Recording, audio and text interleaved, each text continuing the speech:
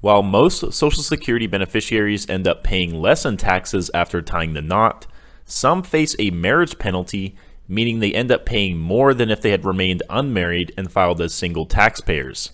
What's going on, guys? Josh Baldwin here for Mad Money Millennial, bringing you the latest news and most straightforward information out there for those of you on Social Security, SSI, SSDI, and SNAP or EBT benefits. You can do me a giant favor by tapping those like and subscribe buttons.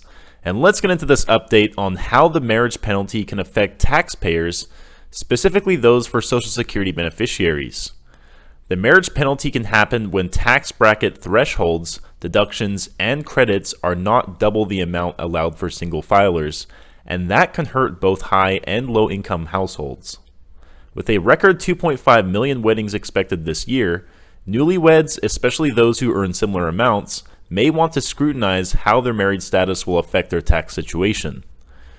For marriages taking place at any point this year, spouses are required to file their 2022 tax returns as a married couple, either jointly or separately. Here's what to know. The regular Medicare tax on wages, 3.8%, which is split between employer and employee, applies to earnings up to $200,000 for single taxpayers. Anything above that is subject to an additional Medicare tax of 0.9%. And for married couples, that extra tax kicks in at $250,000.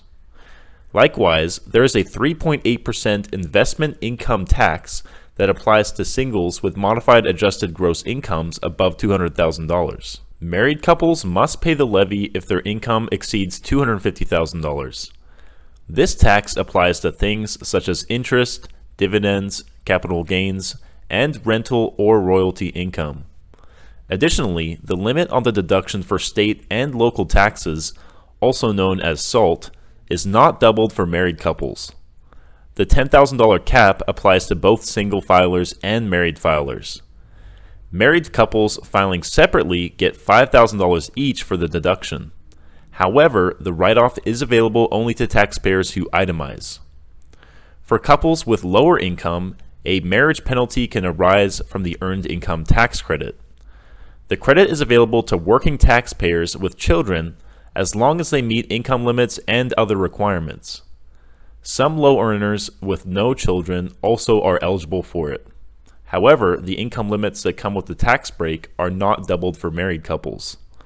Also be aware that the expanded version of the credit in place for 2021 has not been extended for 2022. For example, a single taxpayer with 3 or more children can qualify for a maximum $6,935 with income up to $53,057 for 2022. For married couples, that cap isn't much higher at $59,187. Depending on where you live, there may be a marriage penalty built into your state's marginal tax brackets. For example, Maryland's top rate of 5.75% applies to income above $250,000 for single filers, but above $300,000 for married couples. Some states allow married couples to file separately on the same return to avoid getting hit with a penalty and the loss of credits or exemptions, according to the Tax Foundation. Meanwhile, if you're already receiving your Social Security retirement benefits, getting married can have tax implications. For single filers, if the total of your adjusted gross income, non-taxable interest, and half of your Social Security benefits is under $25,000, you won't owe taxes on those benefits.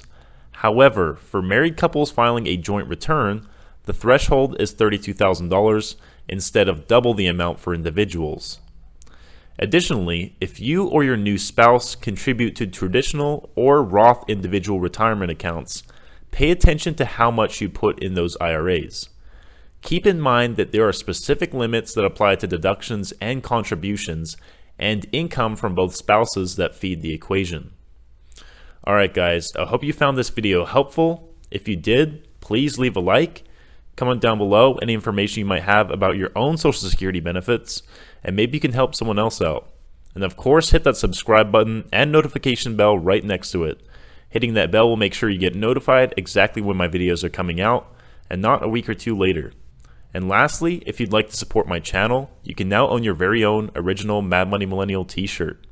Colors come in black, gray, red, and white, and the link to my store can be found right under this video. Alright guys, stay safe, stay hustling, and I'll talk to you guys again soon.